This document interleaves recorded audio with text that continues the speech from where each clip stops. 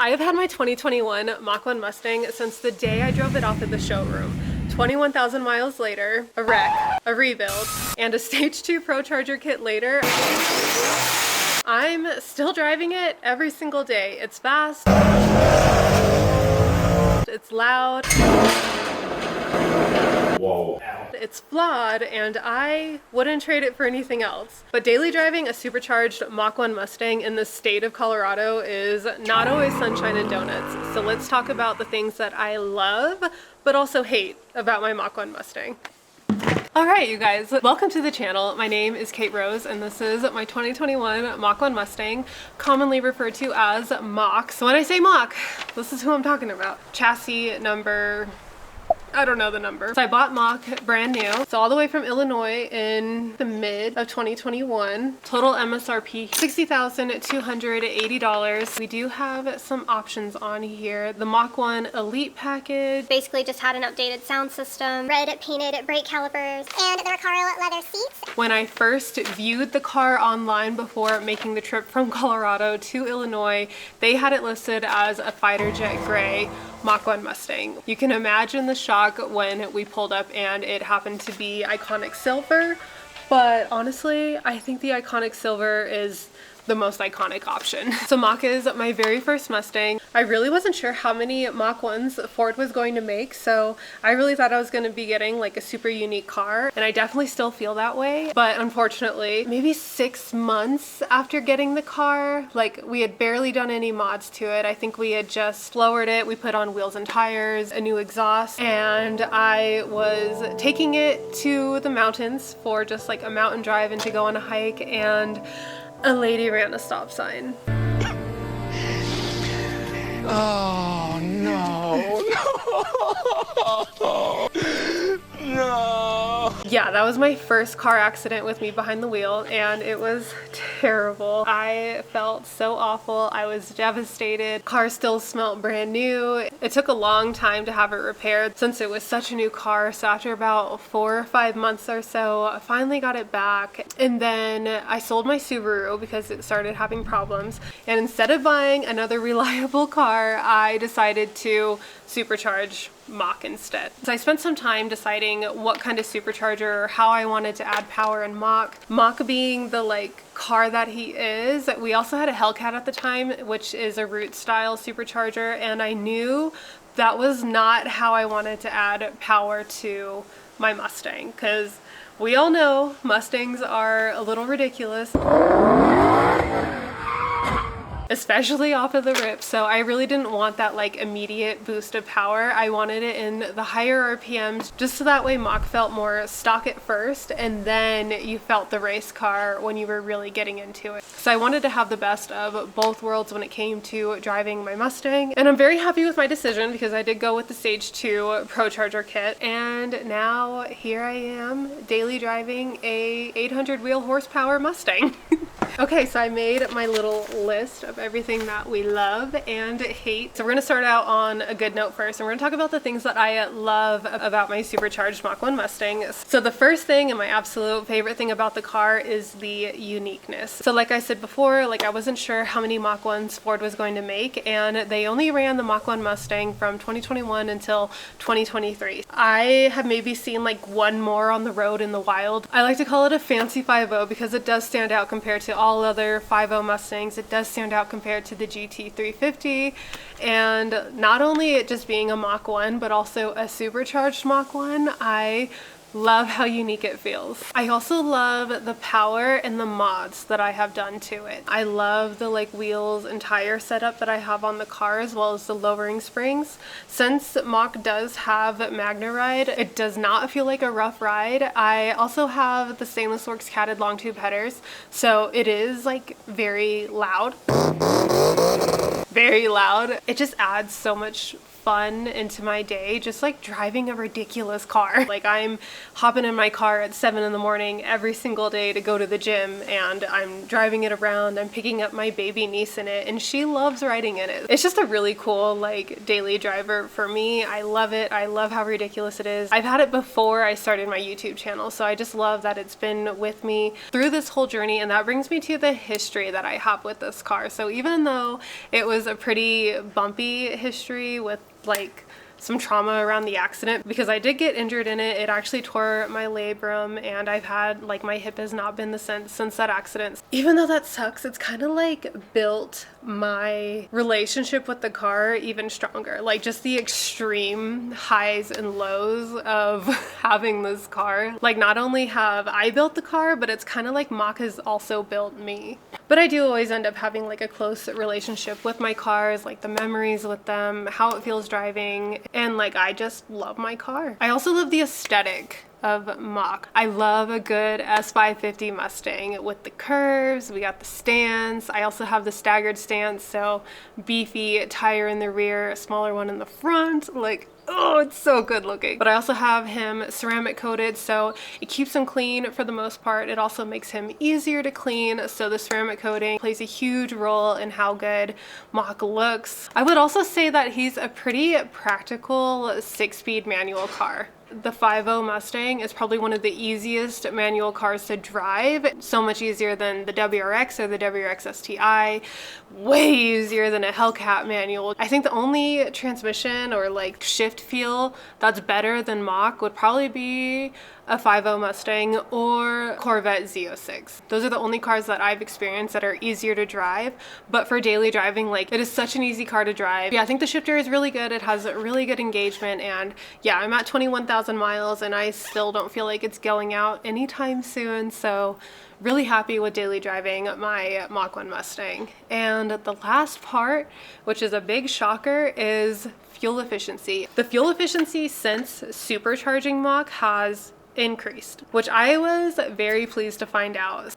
On the fuel economy, it says that it's 17 miles per gallon combined city and highway. So I just went on my first road trip, and right now I average about 16 miles per gallon, and that's like a healthy combination of city and highway driving, more city than anything, but I get on it.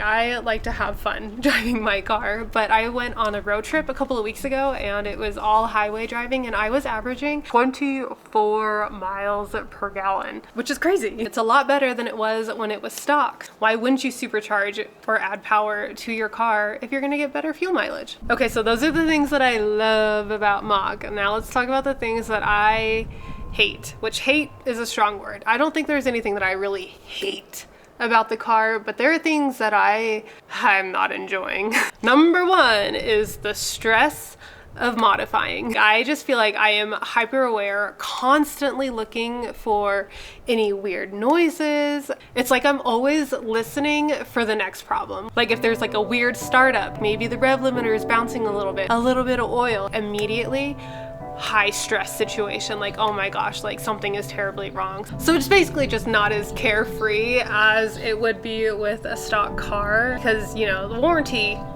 left a long time ago. I think I voided the warranty as soon as I installed the header, so it's not like I've really had the comfort of having a warranty, but for some reason now, like after having the supercharger and the problems that I have already been through, it's a highly stressful car. Like the amount of time that Mach has spent in the shop instead of here with me being driven is crazy. Like the accident, a suspension fault error going on for a long time where I could not exceed 80 miles per hour, and that happened for about a year after I got it supercharged. And after I got it supercharged, the belt snapped, caught on fire. So that's really like the main thing that I'm listening to constantly. I also am having a loss of oil and no idea where the oil is going, as well as an exhaust problem right now because the headers have pushed the exhaust back out of the car and it's melting the active exhaust, so I don't even have most of my exhaust modes right now, so it's kind of a shit show.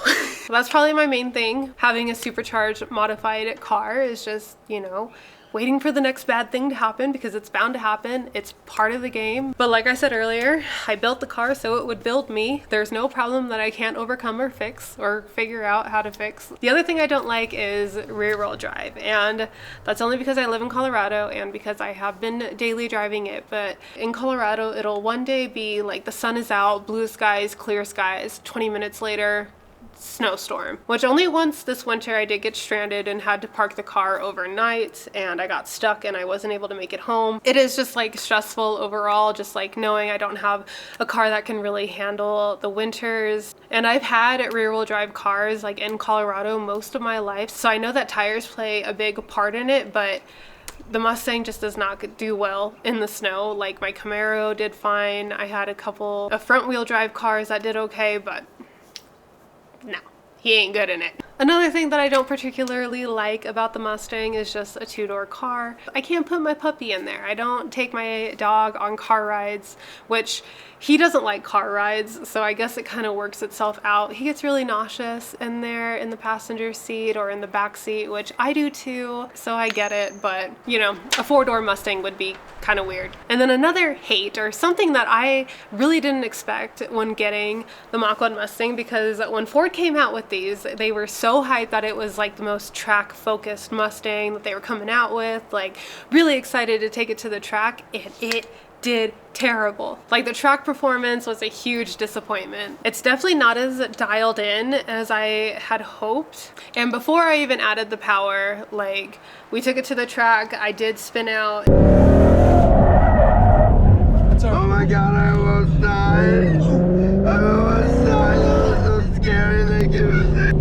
It was terrifying. I didn't even feel it coming at all, which I've never been to a track before, so I do feel like a part of it was user error. The chassis on it is a sketchy chassis, but it's the same chassis as the GT350, and that's probably why Ford only gives it 500-600 power, because it's dangerous, it's sketchy. Like there's a reason why Mustang drivers get a bad rep. Like it does get better with time, and I've been driving it for 4 or 5 years now, so I feel really good about like burnouts and stuff. But if I were tracking the car, I don't think I'd feel safe doing that at all. I don't even think I'd feel safe dragging the car. And a lot of that has to do with like it being in an accident and stuff, like who even knows. So I just have fun daily driving it, and a really big powerful race car, but I will not race it. Those are the only things that I really just like dislike about having a supercharged Mach1 Mustang in the state of Colorado. The other things I have are just kind of like nitpick things, like just where like I have little gripes.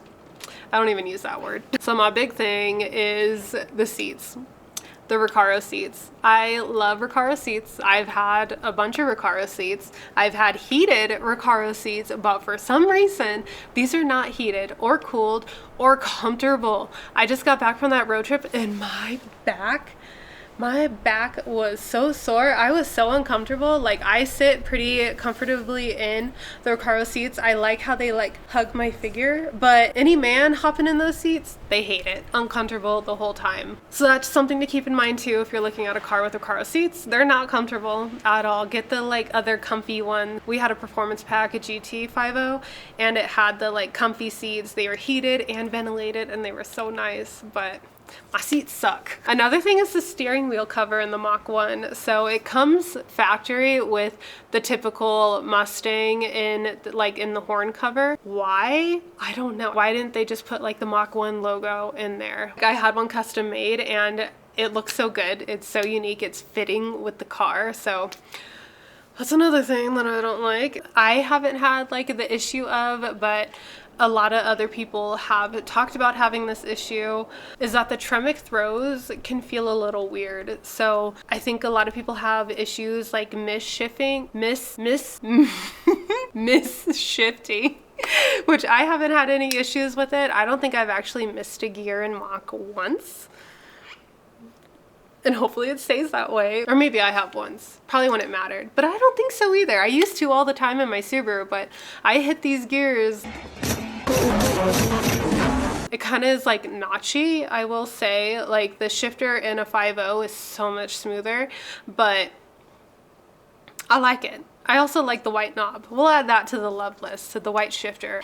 And the last thing is actually beef that I have with all Mustangs, and it's no moonroof. I learned actually preparing for this video that not a single Mustang has a moonroof, which is crazy. But at the end of the day, Mach is not perfect, and honestly that imperfection is what keeps me tied and so emotionally connected to the car, because it's teaching me that there is no problem that I cannot overcome. So if you have a modified car and if there are certain things that you love or hate about it, I'd love to hear about it. Or if you have any questions about modifying your Mustang, just drop them below. I got you. But guys, we are at over 50,000 subscribers on this channel. We are over halfway to my goal of 100,000 subscribers by the end of this year, and I think we can make it happen sooner. So please go ahead and leave a like, comment, share this video.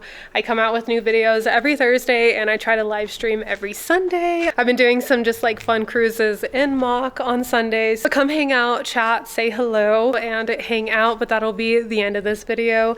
Thank you so much for watching. I love you, and I'll see you next time. Bye.